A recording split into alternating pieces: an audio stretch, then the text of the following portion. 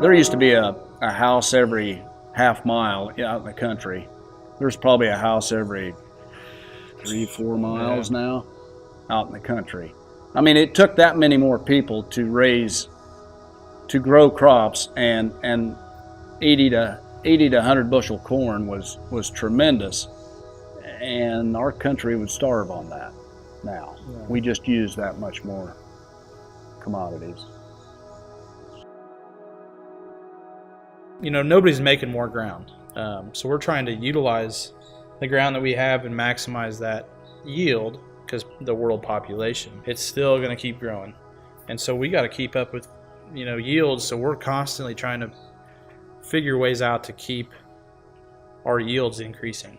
We're going to have to keep evolving, keep getting new ideas. And like I said, you know, sometimes those ideas come from people that aren't in the ag industry.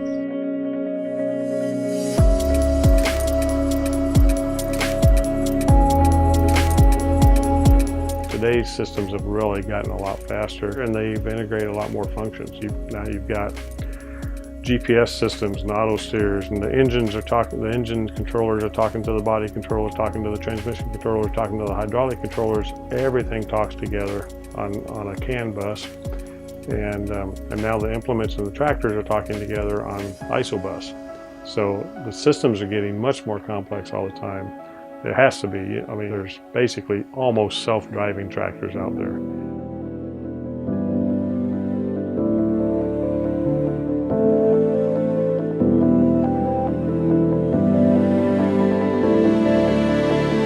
Newer systems have, take a planter, an 8-row planter.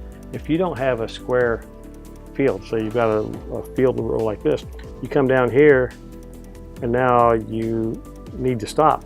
And so all this triangle down here doesn't get planted. Or you go too far because you want to plant it, and now you've got overlap with the other rows that you had on the diagonal. So being able to get the technology in there, these planter rows now are turning off individually. You don't have to turn them all off like in the old days.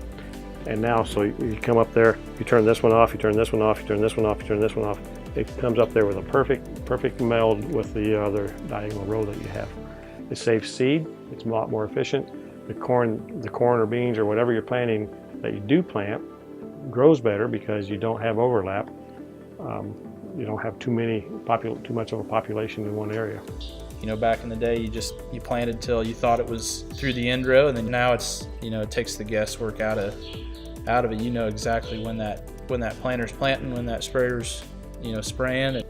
A big part of that accuracy, that's all because of GPS, the capabilities of GPS. In addition to the satellites, they use a ground-based system.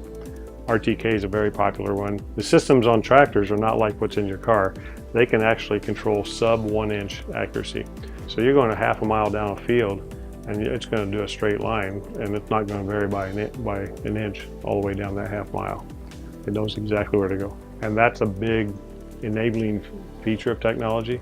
Once the GPS got into the ag equipment, all the possibilities, people just started thinking of more uses of them, and it's still happening. Fuel efficiency.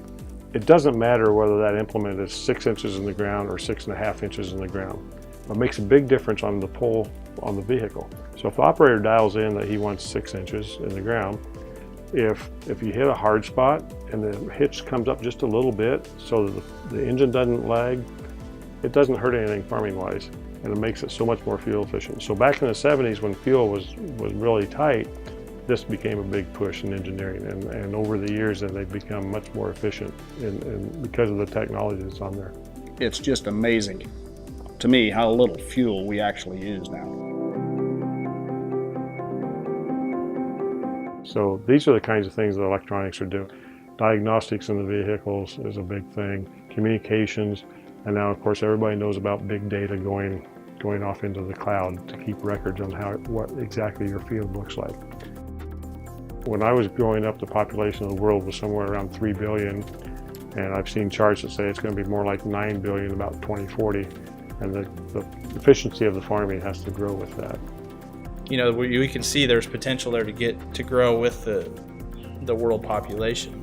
But you got to have somebody to think outside the box.